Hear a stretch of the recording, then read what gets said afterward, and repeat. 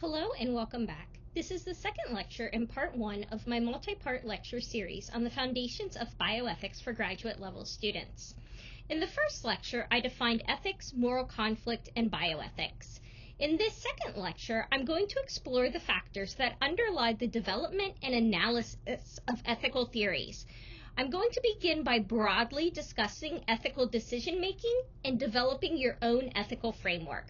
Before you can analyze the validity of any ethical theory, you must first understand how your foundational beliefs, values, and worldview come together to build the ethical framework from which you analyze right and wrong.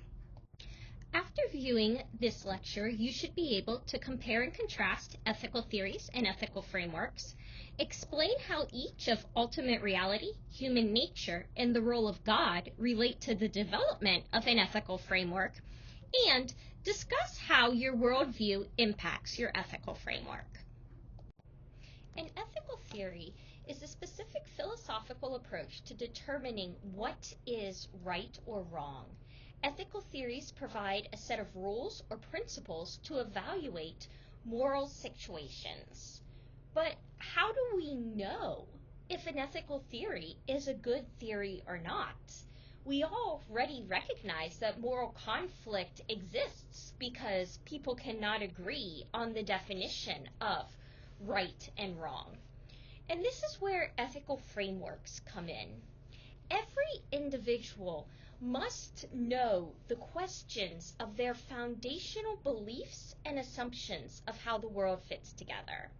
These beliefs and assumptions can be summed up into 3 categories: ultimate reality, human nature, and the role of God in ethics. Each ethical theory is founded in how it responds to these 3 questions.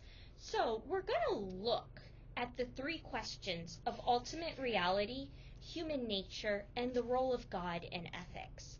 Not only do you need to be able to answer these questions for yourself, but in the weeks that follow, we will analyze specific ethical theories against how they respond to these 3 big questions. When preparing to analyze ethical dilemmas and building our own ethical framework, the first question that an ethicist must answer is the question of ultimate reality.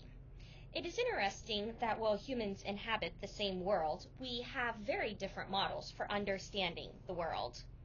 What is the universe? Is the universe a random result of a primordial cosmic sneeze? Is the universe the purposeful work of a master designer and creator, such as God or another authoritative power? Or is the universe something else altogether? And where do right and wrong come from? This is different than the question of how do we know what is right and wrong? But foundationally, where is the origin of right and wrong? And that is what ultimate reality is looking at, the ultimate source of right and wrong. For many of us, as Christians, we would say that the universe was formed by a divine creator, and therefore God created right and wrong. However, this doesn't get us out of the challenge of the question of ultimate reality.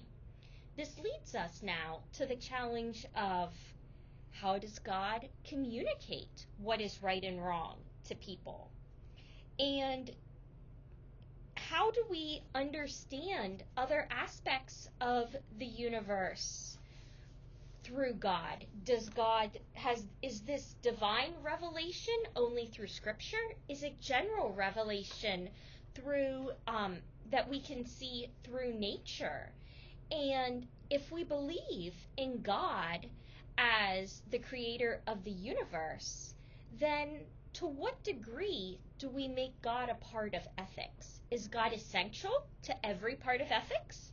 And many of you may be nodding along and saying yes. I want you to keep an open mind about this. Over the next couple of weeks, we will discuss ethical theories that were developed by devout Christians who opted to keep God out of their ethical theory.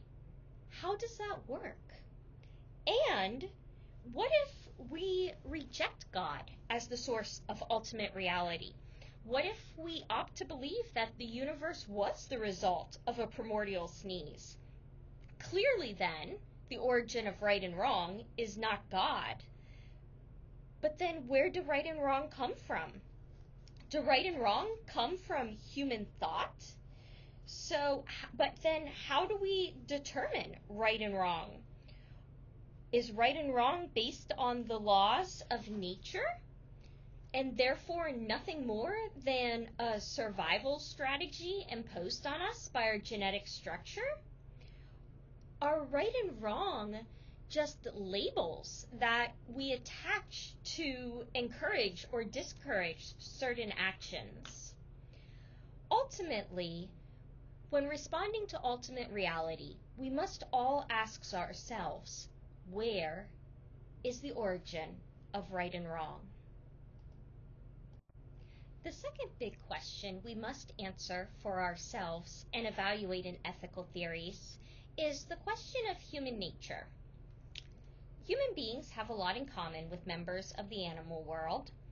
We both need food to stay alive. We both breathe, we drink, we excrete waste, and we reproduce, often in very similar fashion. Some animal parts are even interchangeable with human parts, such as valves from pigs and cows to replace defective valves in humans. And baboon hearts have been used to replace human hearts as well.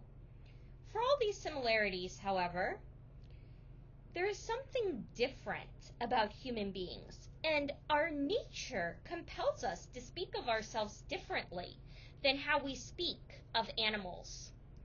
If my dog were to get out of my yard and have a bowel movement on my neighbor's property, I would probably say something like, "Bad dog," or "You shouldn't do that." But I'm not viewing my dog as a moral agent. I'm not holding my dog morally responsible for going to the bathroom in the neighbor's yard. If anything, I'm probably holding myself responsible to some degree that I let the dog out of the house or didn't have the dog well enough trained that he had a bowel movement in my house.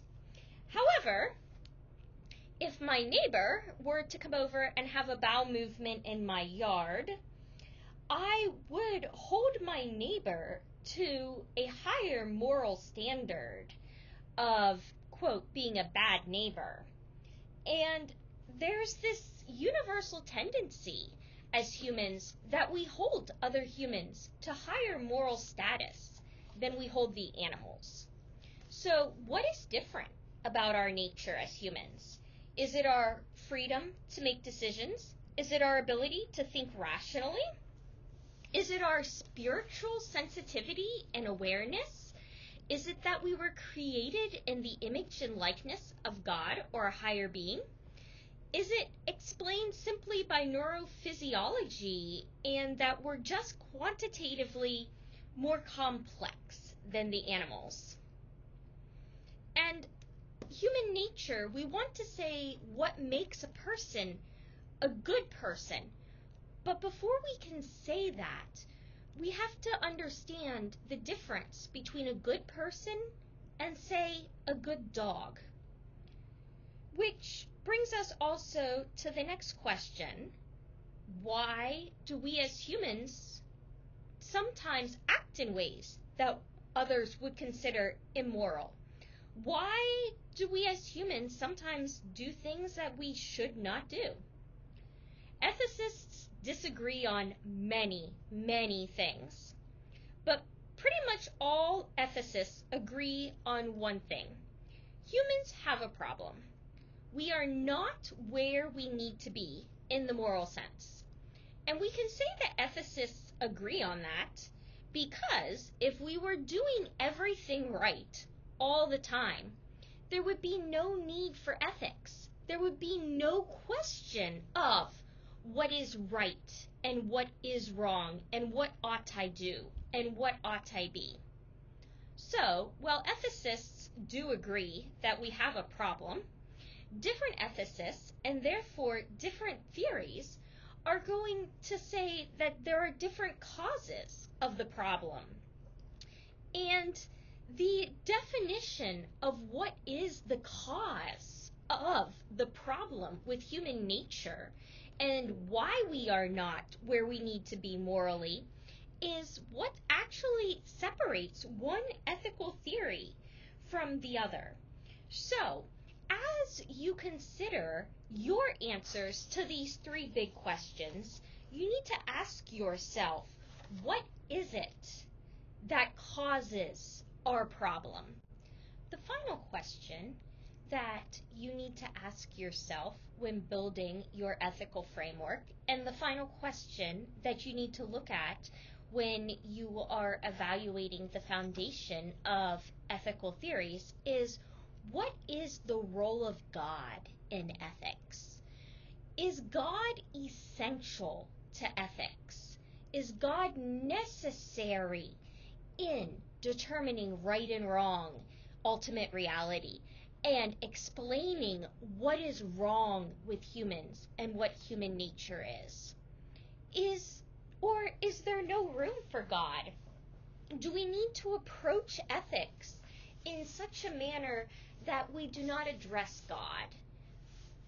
And some Christians have suggested this based on the foundation of we want ethical theories to be normative.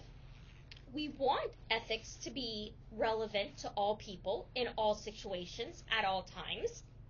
And since there are those who are atheists and agnostics, or those who do not believe in a single God, do we need to then keep God out of ethics in a manner to universalize it?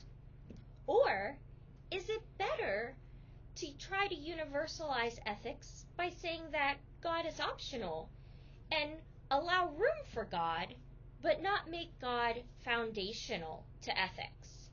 Or is that becoming too wishy-washy? And if we believe in God, then we need to make God at the center. And if you've noticed, I've gone in a complete circle now from God necessary to no room in God to God optional back to God necessary. And this is often the challenge that many ethicists face as they try to determine where God fits into ethics. And this is a decision that you must make for yourself, and then a decision that you will consider when you evaluate each ethical theory against your foundational framework in your search and quest for the truth of ethics. Just a few things for you to keep in mind as you begin to develop your own ethical framework. The first one is the concept of differences. If you haven't picked up on it yet, humans have very different opinions in what is right and wrong, what is ethical and what is not ethical, what we ought to do and what we ought to be. These differences grow from the differences in theories of what is right and wrong. But these differences are significant because how we view what is right and wrong for ourselves are how we are going to interpret what is right and wrong for others. We all have a theoretical foundation. We all have some foundational beliefs and values on which we build and evaluate ethical decisions. And those foundations are what is considered our worldview. You may be very consciously aware of your worldview. It may be something that you need to investigate and further discover in this course. The bottom line is that you are an ethicist and you cannot avoid ethical dilemmas and ethical issues. You are going to be faced with them. You are going to have to make decisions. And therefore, if you're going to have to make decisions of an ethical matter, then you need to become good at it. because your decisions are affecting yourself as well as others. And at the end of the day, you need to be able to make a decision that you can confidently stand behind moving forward. And that is a lot of what we're going to develop in this class. Your ability to think through a dilemma and reach a conclusion that you can morally and ethically feel good about, and know that you made a conclusion and responded in a way that was consistent with your worldview and your ethical framework. And this brings us to the concept of worldview. I've discussed worldview quite a few times throughout this lecture, but I've yet to define what your worldview is. Your worldview consists of your beliefs and assumptions about how the world fits together. And we all have a worldview. Even if you say, I don't have any beliefs or assumptions, that in essence is your set of beliefs and assumptions. Your worldview consists of the background through which you approach ethics. And therefore, you need to really understand the components of your worldview. In a broad sense, your worldview consists of your faith, which addresses the role of God in ethics, and may also address for you human nature and ultimate reality. Your worldview is also comprised of your culture, where you were raised, how you were brought up, beliefs and customs that you were taught. Your upbringing, again, related very specifically to the household you were raised in and what you were taught as a child and growing up, as well as your life experiences, both personal and professional. And all of these are going to guide your ethical approach and your understanding of right and wrong and what ought to be and what you ought to do. And it's important to note, as we prepare to head into ethical dilemmas in the upcoming weeks and investigating ethical theories, that just because you do not adhere to the foundational beliefs of a theory does not necessarily disprove that theory for all people. And it may not mean that you need to completely disregard that theory. We need to look at what parts, if any, of an ethical theory align with your worldview. And we'll get into that a little bit more in the upcoming week.